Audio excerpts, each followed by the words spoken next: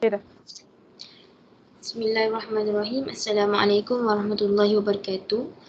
Saya Ifah binti Mat Nawawi dan sahabat saya Nirmi Wardah binti Muhammad Alipia ingin membentangkan tajuk hubung kait antara konsep takharuj dalam undang-undang pusaka Islam dan amalan pembahagian secara muafakat. Yang pertama sekali pengenalan. Jadi harta ini merupakan salah satu elemen penting dan menjadi satu keperluan kehidupan seharian kita lah. Jadinya one of tajuk harta ni adalah salah satu tajuk harta ni adalah harta pusaka. Jadi harta pusaka ni kita tahu umumnya biasanya dalam kalangan masyarakat Islam adalah kaedah dengan kaedah pembahagian dengan kaedah faraid. Tapi namun terdapat ada yang waris yang berhak menarik diri daripada terima bahagian harta tu, harta pusaka, dan memberikan bahagian tu kepada orang lain, kepada waris yang lain, dan perkara ini dikenali sebagai takharuj.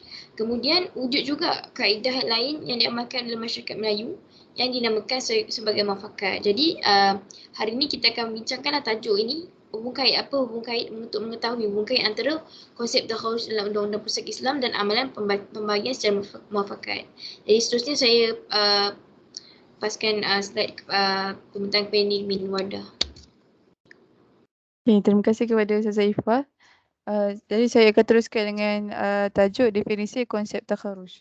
Okey, takharuj, Ibnu Mansur kata sesama ahli waris ni dia keluarkan bahagian dia, kemudian dia akan serahkan bahagian tu melalui pembelian. Kemudian Al-Hasari pula kata dari sudut istilah takharuj ni perdamaian antara waris supaya sebahagian daripada mereka yang keluar tu supaya sebahagian daripada mereka keluar daripada ambil bahagian dia dalam pusaka tu lah. Seterusnya mengenai konsep takharuj. Jadi takharuj ni semua ataupun sebahagian daripada ahli waris ni dia kena setujulah untuk keluarkan bahagian mereka daripada harta pusaka. Lepas tu waris yang keluar tu akan dapat imbalan daripada harta pusaka ataupun harta lain. Tapi sebelum untuk buat takharuj ni, waris yang berhak dapat bahagian tu mestilah tahu kadar dia dalam harta pusaka tu. Supaya apa? Supaya waris lain ni dia akan rela hati untuk keluar bila dia dah tahu bahagian tu. Okey, seterusnya terus pembentukan akad takharuj. Okey, so takharuj ni berdasarkan definisi akad. So apa definisi akad? Akad ni maksudnya akad yang menamatkan suatu pertikaian secara saling meredai. So kalau takharuj ni, kalau tak ada persetujuan antara waris, akad takharuj ni takkan jadilah. Jadi ayat mengenai asuh ni ada disebutkan dalam surah An-Nisa ayat 128. Maksudnya tak adalah salah bagi mereka yang membuat perdamaian di antara mereka berdua kerana perdamaian itu lebih baik. Jadi asuh ni pentinglah untuk akad takharuj sebab boleh selesaikan pertikaian secara aman. Seterusnya kedudukan aktiviti takharuj dalam muamalat. Akad takharuj ni dia mestilah dapat persetujuan ahli-ahli waris. Dan harta tu mestilah jadi akad mubadalah kalau harta tu ditukar sama nilai. Takharuj ni pun mestilah dapat persetujuan semua waris dan takharuj ni akan jadi akad mubadalah kalau tukar harta sama nilai. Dan takharuj ni aplikasikan akad muawadah. Yang mana seorang waris tu dia keluar daripada ambil harta bahagian dia, lepas tu dia akan dapat imbalan yang tertentu. Contoh, waris tu akan dapat rumah sebagai ganti kepada bahagian dia dalam harta pusaka yang akan diberikan kepada waris-waris yang lain dengan persetujuan kedua-dua pihak. Seterusnya kerelevanan pendekatan takharuj dalam penyelesaian masalah pengagihan pusaka Islam di Malaysia.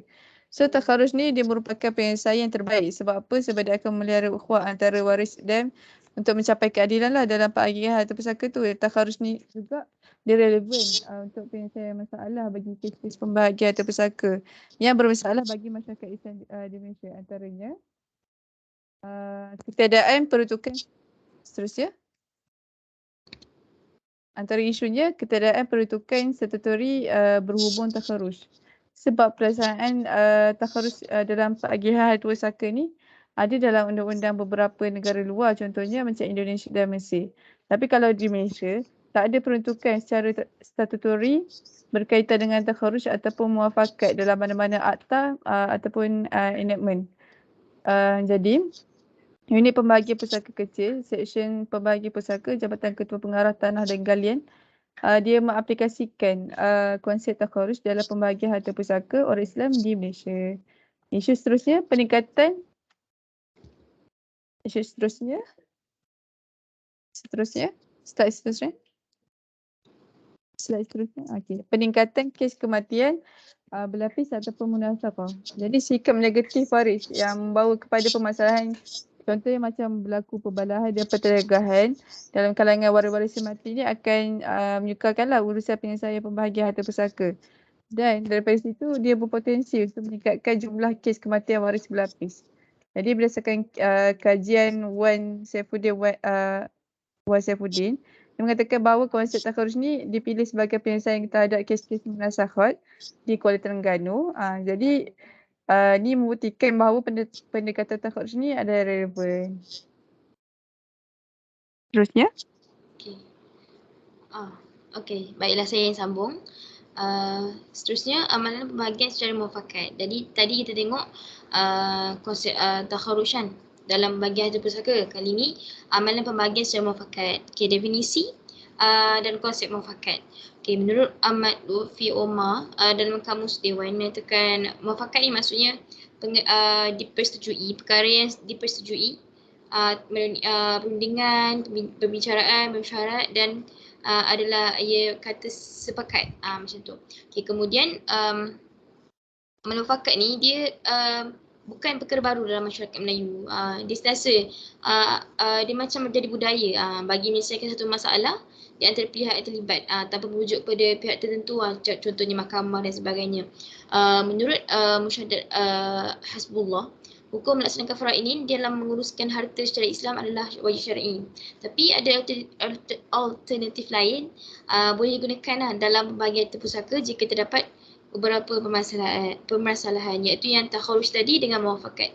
Jadi sebenarnya takharuj yang muafakat, takharuj ni dia ada dalam kaedah faraid itu, dia tak terkeluar pun. Cumanya bila dia terkeluar tu disebabkan dia letak diri. Tapi sebenarnya dia ada dalam kaedah faraid. Muafakat ni pula ni saya nak cerita ni. Kemudian sebelum gunakan alternatif muafakat ni, dia haruslah memenuhi beberapa syarat tertentu.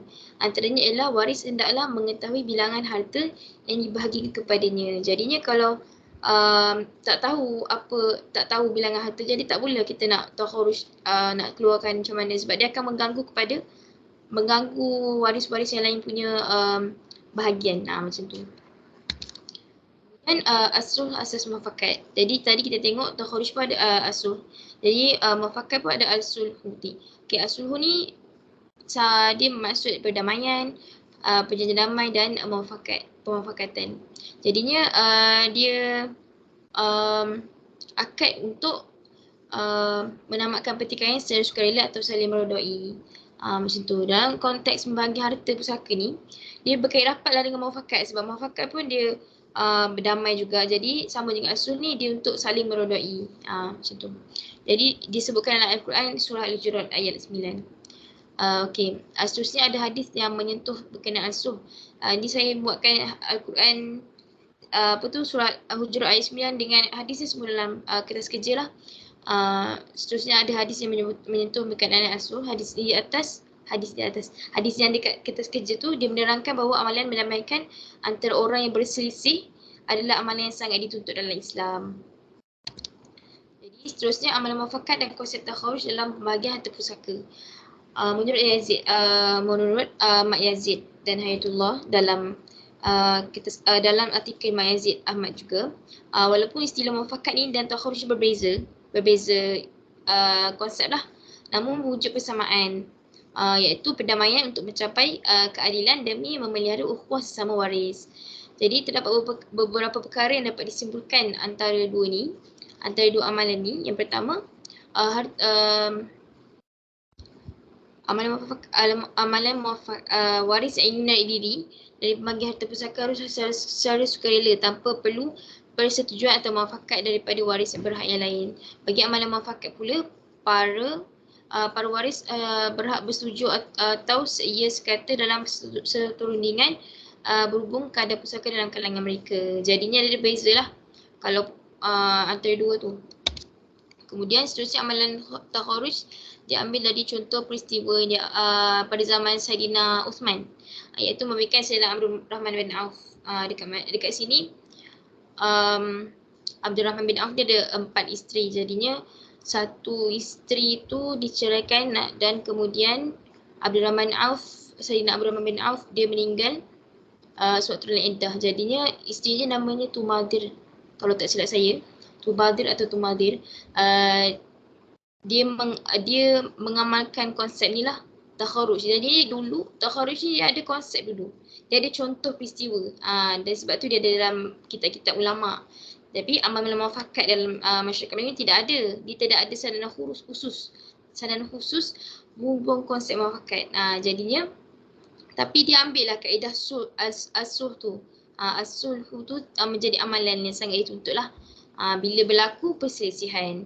Jadi akhir sekali dalam konsep takharuj, waris perlu mengetahui kadar diperoleh terlebih dahulu. Waris macam kalau takharuj dia waris perlu tahu kadar yang diperoleh macam tu sebelum dia tarik diri. Tapi muafakat ni tidak perlu, tidak memerlukan waris untuk mengetahui kadar yang diperoleh dari pembagian farid. Dia just macam bincang untuk sampai kata setuju untuk bagi kesemerata ke atau macam mana, macam tu. Kesimpulan saya paskan kepada Suzan Nirmin. Jadi kesimpulan yang kita boleh dapat daripada antara konsep takharuj dan juga muafakat. Amalan takharuj dan muafakat ni merupakan kaedah pilihan selain daripada faraid. Maksudnya dia mainkan peranan yang penting lah, peranan utama dalam pengajian pusaka. Okay, walaupun wujud perbezaan antara istilah muafakat dengan takharuj, tapi ada persamaan dari segi hal tujuh matlamat melalui kedua-dua konsep ni. Maksudnya matlamat dua-dua konsep ni perdamaian untuk mencapai keadilan dan dapat mengeratkan dan mengukuhkan lagi ikatan ukhuwah sesama ahli waris. Sekian itu sahaja pembentaran daripada kami. Wallahu a'lam. Assalamualaikum warahmatullahi wabarakatuh. Assalamualaikum. Terima kasih.